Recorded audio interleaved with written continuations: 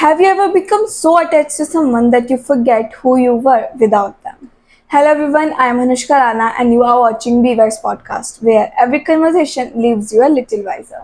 The hardest part about attachment isn't always losing someone. Sometimes it's losing yourself while trying to hold on. That's exactly what happened to today's guest. He shared how attachment made it difficult to let go, and over time, the fear of getting hurt pushed him away from the people. I asked him, why do you think it's so hard to let go of the people we become attached to? Our guest shared that attachment hurts the most when it feels one sided. Over time, he found himself distancing himself from the people because he was tired of getting hurt again and again. As we talked, something important came up. Sometimes we are not attached to the person, we are attached to the bond, we are attached to the memories, we are attached to the future we have imagined with them.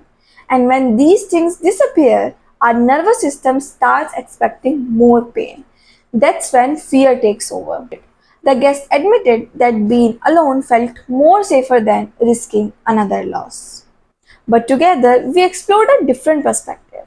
What if the answer isn't avoiding people? What if the answer is finding yourself first, caring for the people without losing yourself, loving people without placing them above your own pace, building connections while still choosing yourself?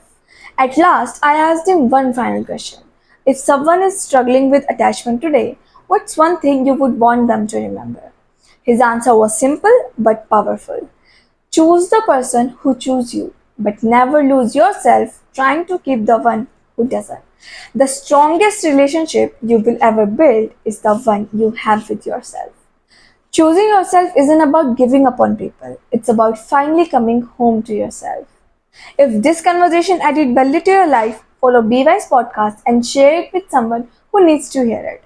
Until next time, stay wise and keep the conversation going.